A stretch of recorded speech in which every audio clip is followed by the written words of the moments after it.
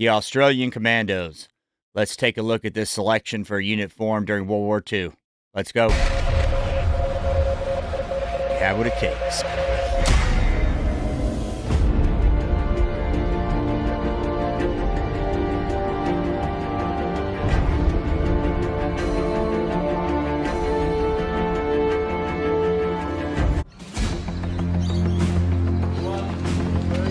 Before they can be admitted into the Commando selection course, applicants must first pass the Special Forces entry test to ensure that all members are able to withstand the rigour of selection. The 7-hour physical assessment can be attempted by any currently serving member of the ADF and those who have enlisted through the Special Forces Direct Entry Recruiting Scheme.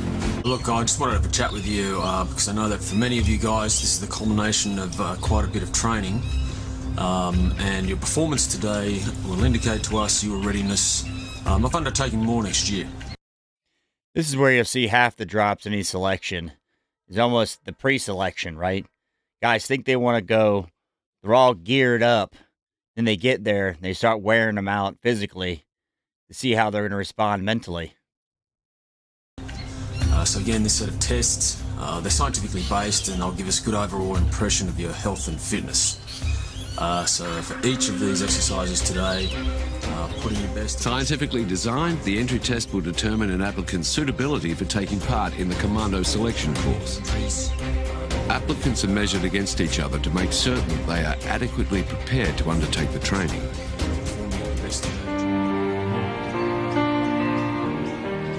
Today, 75 young Australians have volunteered to take part in the Special Forces entry test. Out.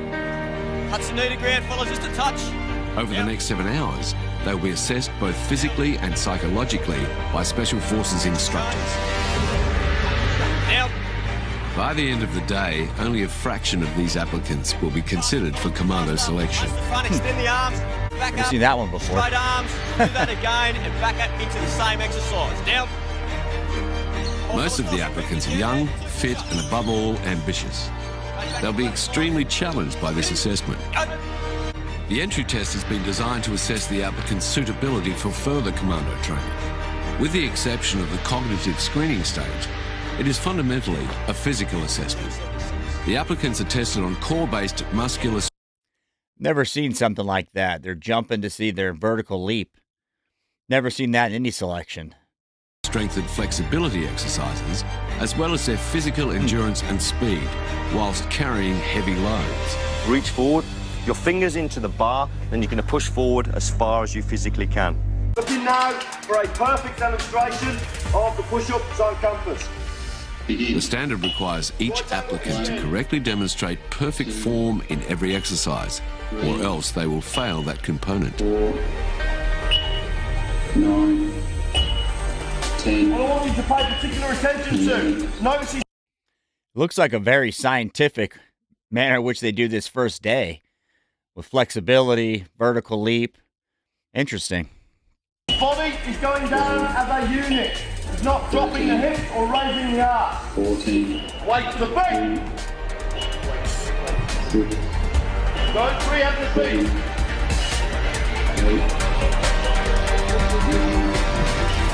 19. The applicants are measured against each other. A little more than half the candidates attempting the test will be allowed to progress to the Commando selection course. So every physical assessment is critical. Guy keeps saying they're tested against each other, right? It's a little bit different than what you typically hear of. They're measured against a standard. So my question to you guys would be, if there's a weak pool of applicants, does that change the standard? Raise your hips. Second point, raise your hips. The Special Forces Direct Recruiting Scheme provides just a few months of training experience prior to selection. Every activity undertaken by these young soldiers will be monitored closely by instructors. No one is willing to show signs of inexperience or weakness. After 124 consecutive cadence push-ups, the last applicant rises to his feet. It is this kind of raw endurance and mental resolve that instructors are trying to uncover in the applicants. A select group of experienced combat veterans, these instructors have literally survived hostile combat in both Iraq and Afghanistan, not once, but for some of them on multiple occasions. The trainers are an essential component. They are the forge for which we hammer out our new trainees.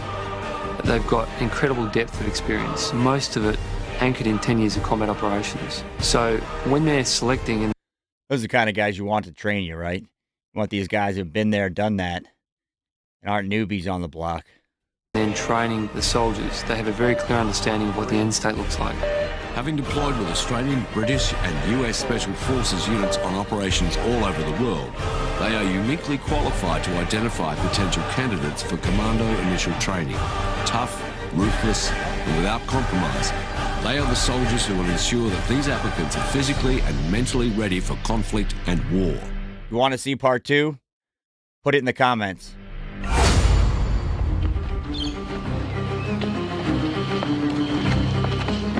"75 ordinary Australians are bidding for admission into the ADF's 1st or 2nd Commando regiments. Under the strict guidance of military instructors, they've been rigorously tested on their strength, speed and endurance. In most cases, prospective applicants have trained tirelessly for months, and each believes that they have what it takes to earn a place on the selection course. Most of these courses have a program you're supposed to do before you even get to the pre-selection. So they'll say, here's your 10-week workout program. Here's the expectations. So when you get to this thing, you should know what they expect from you, right? By the end of the day, some will be proven wrong. People are lying to The themselves. candidates prepare themselves for the next phase of the entry test. Physically drained by 4 hours of initial fitness assessments, they must now prepare themselves for a trial of stamina and resolve.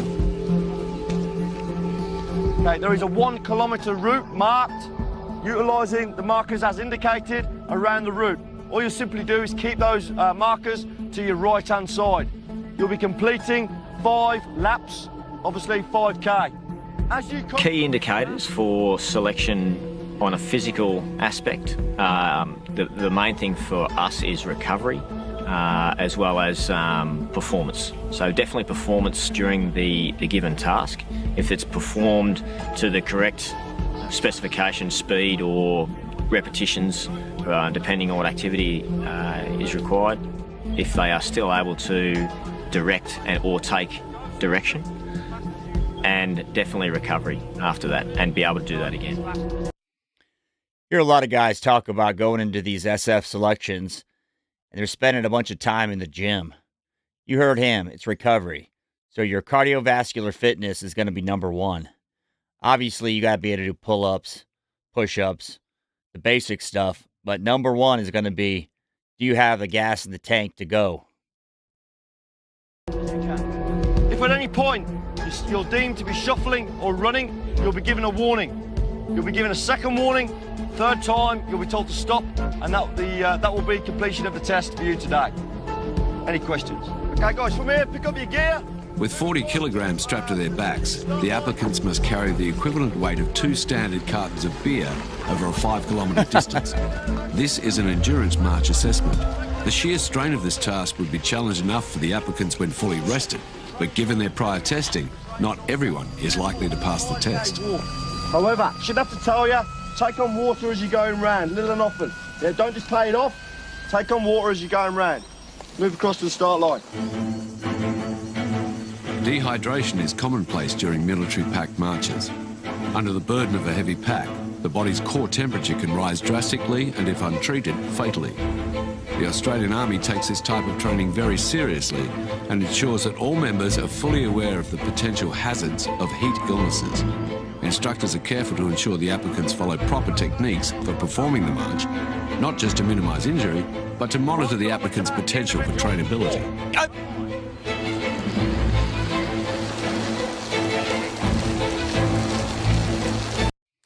Now, that doesn't seem like much. 5K with a pack on. I know it's heavy, but 5K doesn't seem like a whole lot. I guess they found a bunch of guys can't even do that. Otherwise, why would they do it?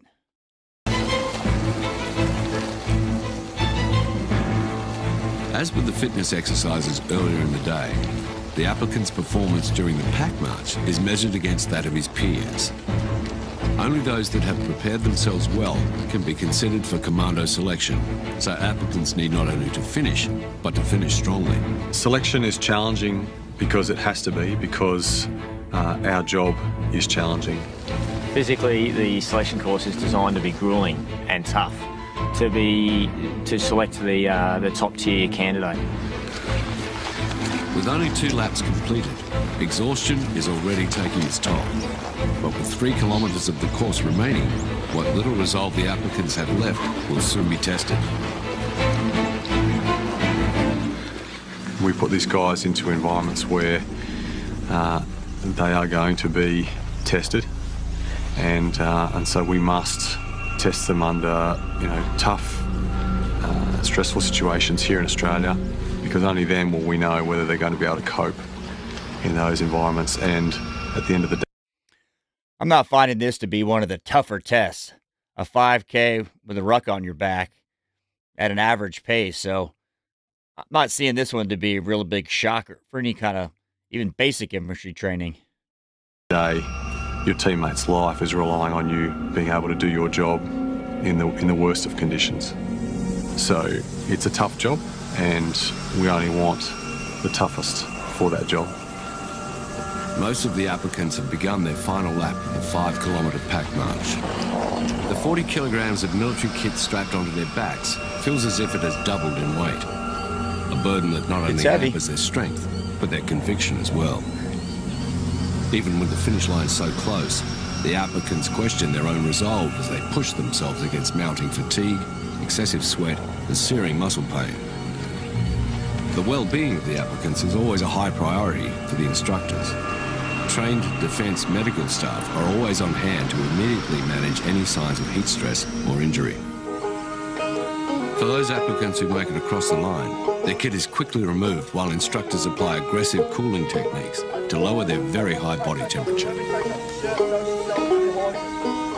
What is that? Blistered, fatigued, and aching, they find solace in the knowledge that they have completed the entry test without incident or injury.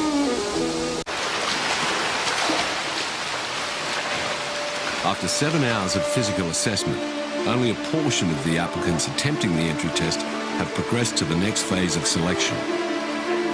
Those who have succeeded so far will now commence the Commando selection and training course, a hugely challenging and arduous 6 weeks that by its conclusion will see even fewer candidates offered a position on the 10-month Commando reinforcement training cycle. The successful applicants, now candidates, are led into the training grounds carrying with them a large array of military kit. They're immediately instructed to unload the 40-kilogram packs and to organise their kit for inspection. The candidates have been ordered to carry specific items, a test that will monitor their capacity for following instructions. A lot of this stuff's not hard.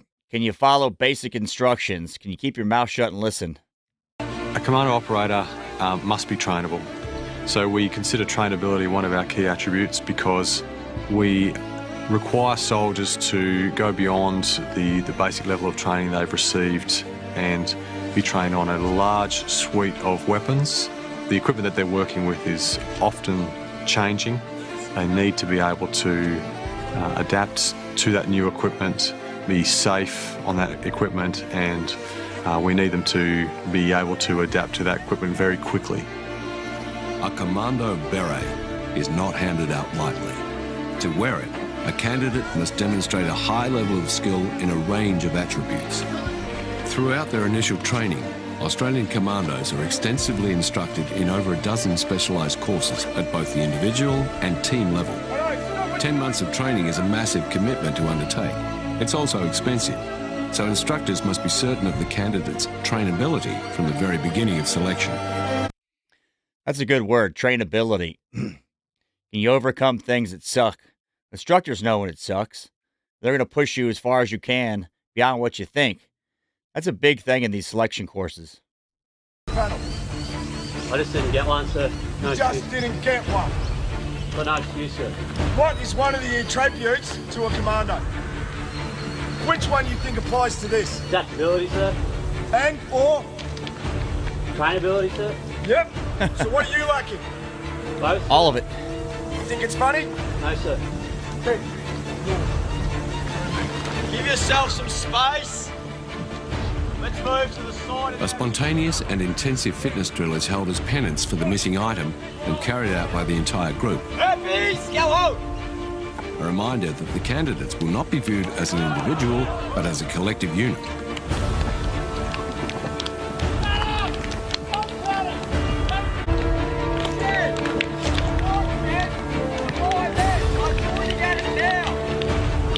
Teamwork is critical in a military operation, so instructors use training techniques to encourage them not to forget. Doesn't seem like they're getting smoked too bad looking at this. The instructors are relentless as the candidates are reminded that this is a military selection course where inaccuracy and carelessness for the little details will not be tolerated. The candidates are provided with a replica M4 carbine, the current assault rifle for the Australian Commandos. They must carry the rifle for the duration of the 3.2 kilometre pack run, an operationally focused assessment that is widely regarded as one of the most difficult fitness assessments in the military. What we're looking for on the 3.2 kilometre run is whether they can move in assault order or battle order or whatever you want to call it with weight over a certain distance at speed, and the speed is 16 minutes or below. Not quite an all-out sprint, but faster than a controlled march, the run has the added difficulty of managing the 12 kilograms of equipment at all times, meaning that candidates are challenged to find rhythm and balance. The run tests candidates under immense strain. They're forced to rely on resolve and toughness, attributes that all commandos. What's going to be important here? Cardio. Now, I'll tell you what'll really get you on this deal is that rifle. Guys carrying it in one arm, the other arm. All of a sudden, that 7-pound rifle feels like it's 50 pounds. Must possess if they're to function effectively in hostile and potentially life-threatening operations. The significance of the attribute is not lost on the candidates. They're all well aware that the Commando regiments have suffered fatalities abroad. If you want part 2, please put it in the comments. Thanks for watching.